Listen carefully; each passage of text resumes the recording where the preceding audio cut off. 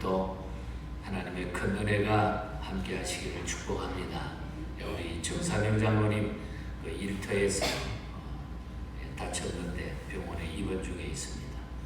좀 많이 다쳤는데 여러분들이 기도해 주시고 건강하게 퇴원할 수 있도록 여러분들이 기도해 주시기를 바랍니다. 예레미야 4장은 유다의 임박한 심판을 경고하면서 강력히 회개를 권고하는 그런 내용들이 담겨져 있습니다. 당시 유다 백성들은 심판이 임하지 않을 것이라 이렇게 자기들은 믿고 있었지만은 그들의 죄악은 점점점 그리하여 극심해지고 북에서부터 기울어진 끓는 가마의 예언이 현실화되었다고 하는 사실을 보게 됩니다.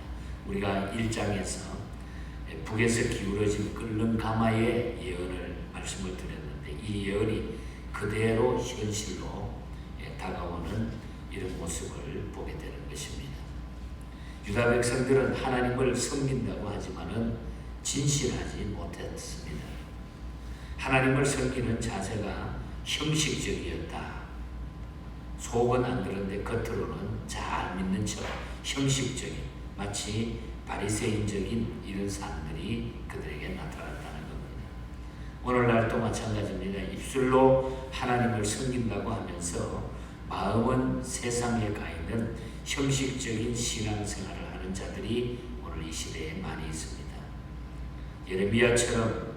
예레미야는 유다의 하나님께서 떠나면은 너희들이 죽는다.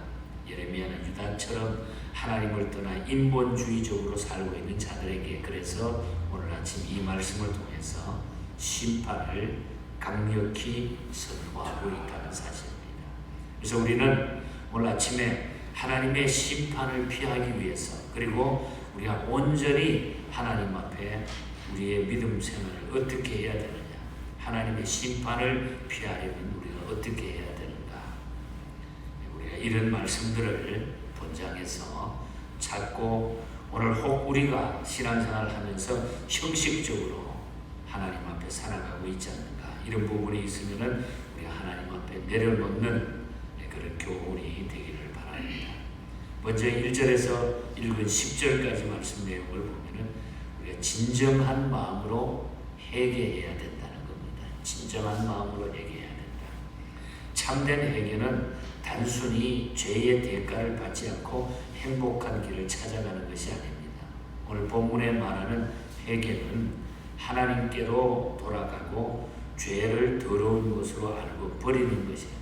완전히 우리의 삶, 행동이 돌아서는 것이다. 어제 아침에도 말씀을 드렸습니다. 여호와의 삶을 고백하는 행위가 바로 회개입니다. 그래서 1절과 2절에 보면은 여호와께서 이르시되 이스라엘아 내가 돌아오려거든 내게로 돌아오라. 내가 만일 나의 목전에서 가증한 것을 버리고 내가 흔들리지 아니하며 2절에 가서는 진실과 정의와 공의로 여호와의 삶을 두고 맹세하며 신약시대 성도들은 예수를 주로 수인하고 하나님께서 죽은 자 가운데 살리신 것을 마음에 믿어서 구원을 얻는 것이라고 로마서 10장에 가르치고 있습니다. 회개한 자의 생활은 진실과 공평과 정의로 사는 단순하고도 정결한 삶이 되어야 된다. 그래서 2절에서 상반절에 그렇게 말합니다. 진실과 정의와 공의로 여호와의 삶을 두고 맹세하며 또한 열방이 여호와로 인하여 스스로 복을 빌며 여호와로 인하여 자랑할 것이라고 말씀하고 있습니다. 거짓된 회개는 겉으로 달라진 태도이며 잠시뿐이라는 것입니다. 교회는 다니지만은 그 생활은 변하지 않는 그런 삶을 말합니다. 진정한 회개는 생활의 변화를 동반해야 된다. 변화되지 않는 삶은 거짓된 회개라고 하는 것입니다. 거짓된 회개는 가증스럽다는 거죠. 그래서 오늘 3절에 보면 너희 묵은 땅을 갈고 가시 덤불에 파종하지 말라. 묵은 땅을 가르라고 하는 것은 완고하고 폐역한 상태를 말하는 거예요. 그걸 다 갈아엎으라는 거죠. 그리고 가시덤불에 파종하지 말라는 것은 비진리와 악한 세상에 따르지 말라. 비진리와 악한 세상을 따르지 말라. 진정한 회개는 완고하고 패역한 우리의 상태를 다 갈아엎는 것. 그리고 비진리와 악한 세상에 우리의 마음을 두었던 것을 떠나라고 하는 것이죠. 진정한 마음으로 회개하는 것이 사실인데 오늘 유다는 그렇지 못했다고 하는 것을 지적하고 그러므로 말미암아 북에서 끓는 가마가 지금 기울어지고 있다. 그 다음에 우리가 19절부터 10절부터 쭉 19절 22절까지 우리가 쭉 그 사이의 말씀을 보면은 애통하며 우리가 복음을 그래서 전해야 돼. 예레미야처럼 이 안타까운 마음으로 이 해결을 외칠 수 있어야 된다는 거죠. 하나님께서는 자기 백성을 심판하시기를 원치 않으십니다. 심판하기보다는 용서하시기를 기뻐하시는 분입니다. 하나님께서는 긍휼이 많으셔서 노를 한없이 품지 않으신다고 말씀하고 있습니다. 그래서 심판이 불가피하게 될 때에 하나님께서는 심히 고민하신다. 심히 고민하신다. 그 고민은 사랑에서 출발하기 때문입니다. 범죄하고 회개치 않는 우리를 끝까지 버리지 아니하시고 자기 백성을 사랑하시는 하나님의 고민을 우리가 경홀히 여기지 말아야 된다. 그래서 예레미야는 하나님의 대변자로서 하나님과 동일한 고민을 지금 하고 있는 겁니다. 19절에서 22절 사이를. 옛부터 멍에를 끊고 결박을 끊으며 순복지 않는 백성을 책망하는 겁니다. 그래서 이 회개의 메시지를 전하는 거예요. 예레미야는 선지자로 자기 동족이 하나님의 심판을 받게 될 것을 생각을 하니까 견딜 수가 없는 것입니다. 그래서 그는 유다의 멸망을 아주 비통하게 생각을 해요. 이는 마치 어떻게 보면은 예수님께서 멸망하게 될 예루살렘 성을 바라보시면서 눈물을 흘리시는 그 모습을 연상케 하는 겁니다. 안타까워하면서 통탄하고 있는 이 모습을 보게 되죠. 그런 동족들에게 회개할 것을 요구하면서 애통하며 아파하라고, 그리고 자기 자신이 너무 그것 때문에 아프고 눈물로 하나님 앞에 매달리고 있는 모습이 보이고 있습니다. 그래서 10절에 보면 내가 이르되 슬프도소이다. 주 여호와의 주께서 진실로 이 백성과 예루살렘을 크게 속이셨나이다. 이르시기를 너희에게 평강이 있으리라 하시더니 칼이 생명에 이르렀나이다. 너무너무 마음이 아프고 안타까웠어.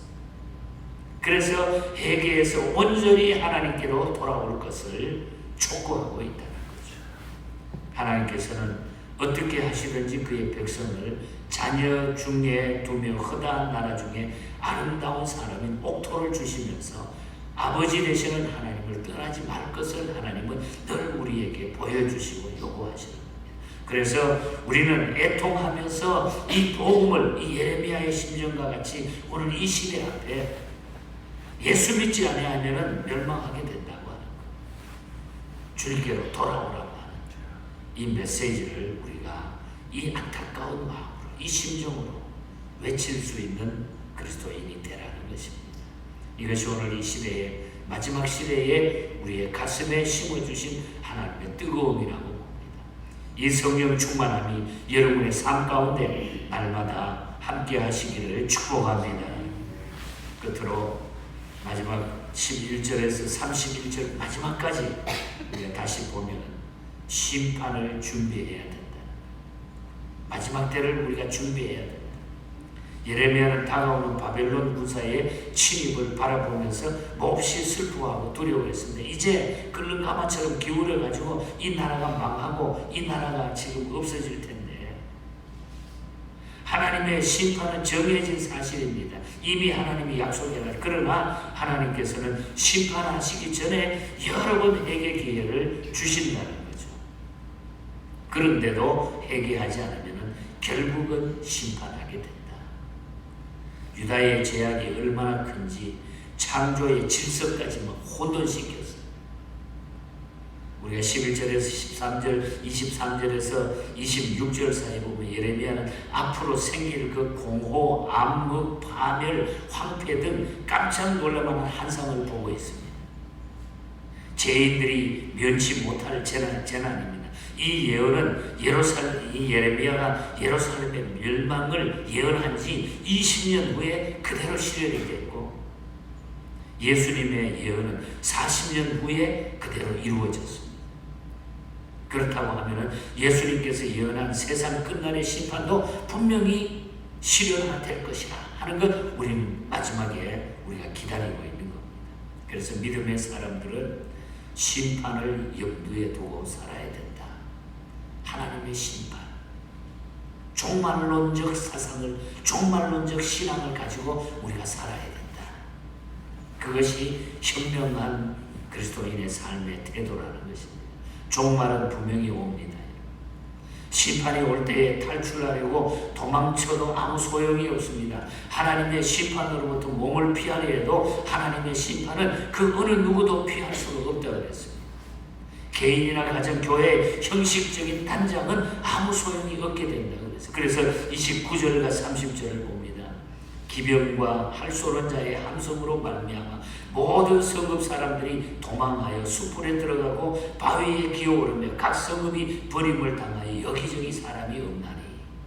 30절에 멸망을 당한 자여 내가 어찌 하려느냐. 내가 붉은 옷을 입고 금장식으로 단장하고 눈을 그려 꾸밀지라도 내가 화장한 것 같이 헛된 일이라 여인들이 너를 멸시하여 내 생명을 찾느니라.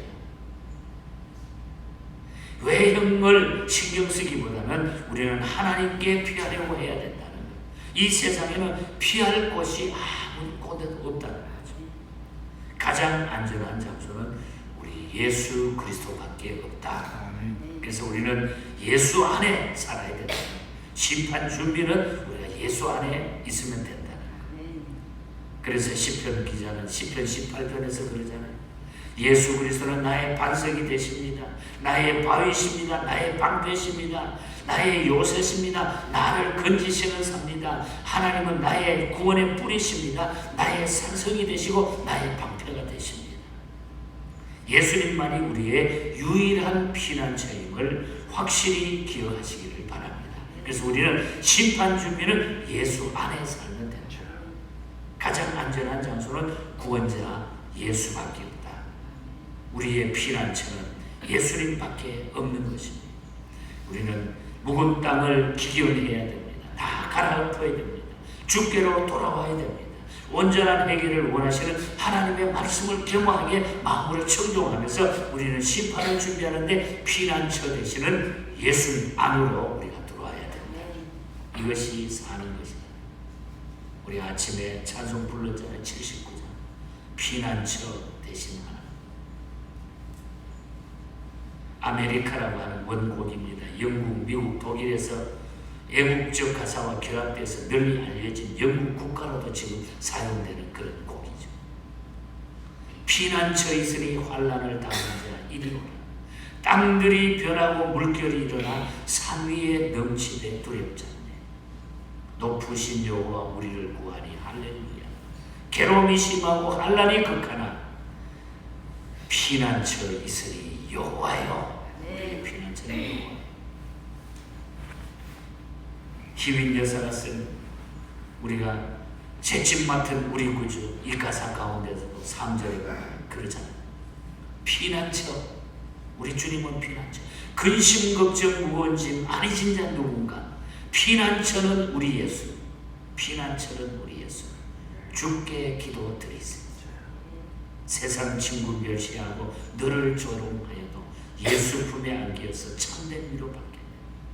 우리는 피난처 되신 예수 그리스도 안에서, 피난처 되신 여호와 하나님 안에서 우리는 이 세상을 이기며 승리하며 이것을 선포하면서 살아가는 하나님의 백성으로 서시기를 바랍니다. 오늘 하루도 이 믿음으로 주 안에서 승리하는 귀한 날 되기를 주님 이름으로 간절히 축복합니다. 하나님 아버지, 우리의 피난처가 되심을 믿습니다. 우리는 이 예수 그리스도 안에 어떤 환경 가운데서도 승리하며 살아가게 하여 주시옵소서. 하나님, 근심 걱정 많은 세상, 환난 역경이 많은 세상, 주변에 마음 놓지 못하는 많은 사람들과 이웃을 바라보면서 우리가 살아가고 있는 현실입니다.